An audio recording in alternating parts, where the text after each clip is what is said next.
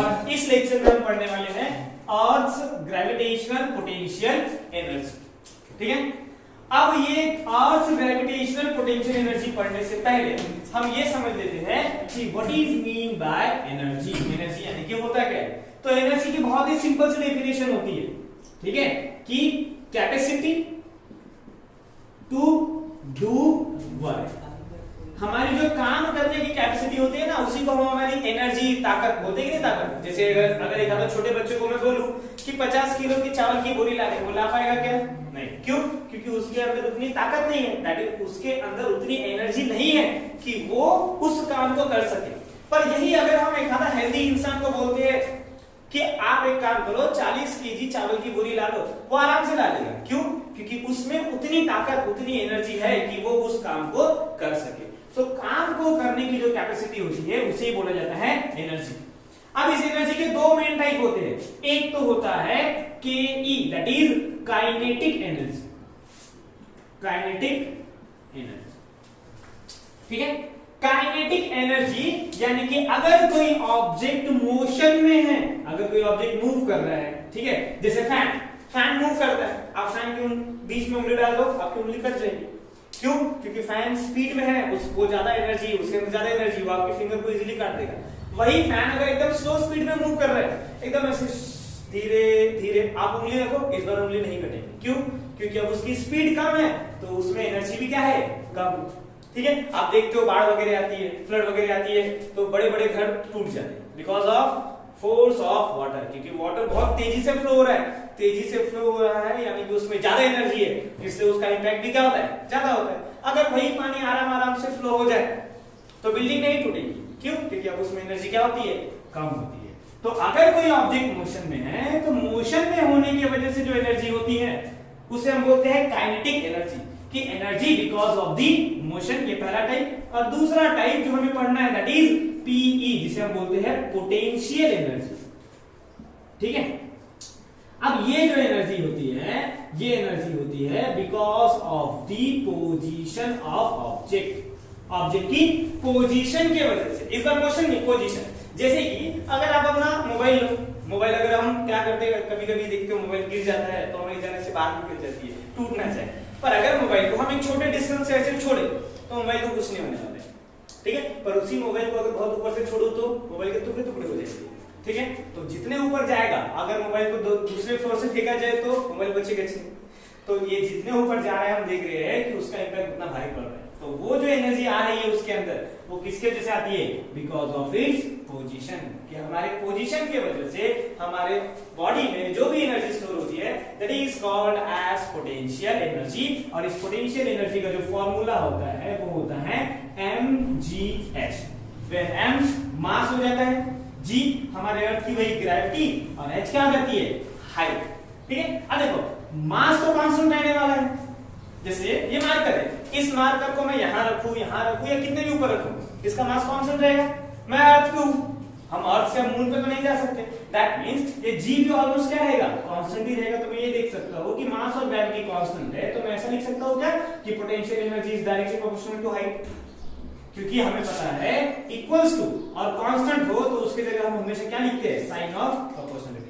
तो हम यहाँ से ये देख सकते हैं कि अगर हम ऑब्जेक्ट की हाइट इंक्रीज करते जाए तो उसकी पोटेंशियल एनर्जी क्या हो जाएगी? इंक्रीज होती जाएगी। और यही वो रीजन है कि अगर आप मोबाइल को नीचे से फेंको, थोड़ी सी हाइट से फेंको तो वो नहीं टूटेगा, पर उसी मोबाइल को अगर थर्ड फ्लोर से फेंका जाए तो पक्का है कि टूट जाएगा, क्योंकि उसकी हाइट बहुत ज्यादा हो गई तो उसमें पोटेंशियल एनर्जी क्या हो गई? काफी ज्यादा स्टोर हो चुकी। ठीक है, ओके। तो ये था basic potential energy, kinetic energy क्या होता है।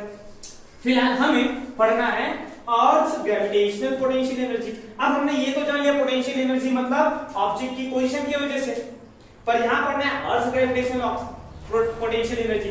तो यहाँ पे पोजीशन के साथ साथ एक और फैक्टर जुड़ जाएगा। क्या जुड़ जाएगा? ग्रेविटेशन। ग्रेविटेशन यानी कि ग्रेविटी, जिसको हम बोल सकते हैं ग्रेविटेशनल फील्ड भी बोल सकते हैं। कि अगर ऑब्जेक्ट ग्रेविटेशनल फील्ड में हो और उस फील्ड में उसकी पोजीशन के वजह से जो भी एनर्जी होंगी that is called as earth gravitational potential energy. तो इसकी डेफिनेशन बहुत सिंपल होगी, energy stored in an object because of its position in gravitational field, कि ग्रेविटेशनल फील्ड में ऑब्जेक्ट की पोजीशन के वजह से जो भी एनर्जी स्टोर होगी that is called as earth gravitational potential energy. और इस पोटेंशियल एनर्जी का जो सिंबल होता है उसको हम लिखते हैं पीई। इसका जो सिंबल होता है शॉर्ट फॉर्म में लिखेंगे,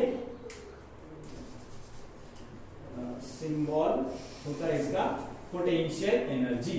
और इसकी एसआई यूनिट जो है एनर्जी की एसआई यूनिट होती है जे, दैट इज जूल। ठीक है, ये एक साइंटिस्ट का नाम है जिन्होंने हमें एनर्जी की एसआई यूनिट दी थी। ठीक है, और की एनर्जी होती है जूल। ठीक है, तो ये तो हो गया बेसिक। अब नेक्स्ट है तो फिर से क्या इसका फॉर्मूला, कि हम पोटेंशियल एनर्जी का फॉर्मूला कैसे डिराइव करेंगे ग्रेविटेशनल फील्ड में। तो हम बात करते हैं इसके फॉर्मूले। ठीक है, ठीक है। अब देखो पोटेंशियल एनर्जी का जो बेसिक फॉर्मूला होता है वो यही होता है कि P इज इक्वल टू क्या होगा mgh, यही होगा। ये बेसिक फॉर्मूला होता है, इसको मैं सपोज इक्वेशन नंबर 1। ठीक है, हमें ये तो पोटेंशियल एनर्जी नॉर्मल होगा, हमें किसके लिए निकालना है अर्थ की ग्रेविटी में जो भी पोटेंशियल एनर्जी है वो निकालनी है कि नहीं। तो हमें यहाँ पे ग्रेविटी के फैक्टर को इंक्लूड करना पड़ेगा कि ग्रेविटी कितनी क्या नहीं है। ठीक है, अब समझ लेते हैं सबसे पहले कि मान लेते हैं ये एक ऑब्जेक्ट है, सपोज ये अर्थ है हमारा, मान लेते हैं ये अर्थ है, ये अर्थ का रेडियस हो गया और ऑब्जेक्ट अभी यहाँ पे। तो जैसे मैं भी अर्थ के सरफेस पे हूँ, तो अगर हाइट जो है वो बहुत छोटी है, अगर हम अर्थ के सरफेस पे है तो देखो ये जो हमारी हाइट है वो रेडियस के कंपेयर में बहुत छोटी है। तो अर्थ के सरफेस पे जो पोटेंशियल एनर्जी होंगी वो क्या होंगी ऑलमोस्ट जीरो होती जाएगी। हम मान लेते हैं कि ऑब्जेक्ट सपोज इतने डिस्टेंस पे है, ये पॉइंट दे देते हैं A, this will be our point B और ये हो जाता है। मान लेते हैं कि बी से ए का जो डिस्टेंस है वो क्या है h। तो अब उस ऑब्जेक्ट की जो टोटल हाइट है वो कितनी हो गई है, that total height is r plus h। ये टोटल हाइट हो गई। ठीक है, तो इसको हम कैसे चेंज कर सकते हैं, potential energy will be equal to क्या हो जाएगा m into g और ये टोटल हाइट हो जाएगा r प्लस h हो जाएगा। ठीक है, अब देखो ये g यानी कि क्या होता है एक्सेलरेशन ड्यू टू ग्रेविटी होता है। इसका एक फॉर्मूला होता है, क्या होता है एक्सेलरेशन ड्यू टू ग्रेविटी। ये फॉर्मूला हमने देखा था कि g इज इक्वल टू क्या होगा gm बाय r का स्क्वायर, यही होगा। पर इस बार जो डिस्टेंस है वो टोटल डिस्टेंस कितना है r plus h। So this r will be replaced by r plus h का होल स्क्वायर। अगर हम इस g की वैल्यू को यहां पर सब्स्टिट्यूट कर दे तो हमें पोटेंशियल एनर्जी क्या मिल जाएगा, पोटेंशियल एनर्जी जाएगा m इनटू स्मॉल g की वैल्यू क्या है capital G capital M divided by r plus h का square multiplied by r plus h। अब इस एक r प्लस h से ये एक r प्लस h कट जाएगा तो बचा क्या, तो potential energy will be equals to m into gm divided by r plus h। अगर हम इसे बहुत अच्छे से लिखें तो पोटेंशियल एनर्जी इक्वल्स टू क्या आएगा gmm upon r plus h। ठीक है, अब ये तो आ गया फॉर्मूला। पर इस फॉर्मूले में एक दिक्कत क्या है, तो देखो जैसे जैसे हम ऑब्जेक्ट के ऊपर जाएंगे वैसे वैसे ग्रेविटी क्या होती जाएगी, कम होते जाएंगे। यानी कि g चेंज होगा, अगर मैं बहुत ऊपर जाऊंगा तो g चेंज होते जाएगा। अगर मान लो मैं बहुत ज्यादा ऊपर चले गया, एक टाइम आएगा कि ग्रेविटी क्या हो जाएगी जीरो। अगर ग्रेविटी जीरो तो एक इनफाइनाइट डिस्टेंस पे जहां पे g जीरो होगा वहां पे पोटेंशियल एनर्जी भी तो क्या हो जाएगी जीरो हो जाएगी कि नहीं। जैसे मान लेते हैं ये वो इनफाइनाइट पोजीशन है जहां पे g जीरो है, तो g अगर जीरो तो पोटेंशियल एनर्जी भी क्या हो जाएगा जीरो हो जाएगा। यानी कि अगर बहुत ज्यादा ऊंचाई की बात करें तो वहां पे पोटेंशियल एनर्जी क्या है जीरो। अगर हम उस साइड से नीचे की वैल्यूज निकालें तो क्या होगा, जैसे अगर आपने देखा भी होगा तो आपका जो नंबर स्केल होता है वो कैसे होता है कि अगर आप जीरो से आगे जाओ तो वैल्यूज क्या होती है पॉजिटिव, और जीरो से नीचे आओ तो वैल्यूज क्या ली जाती है नेगेटिव।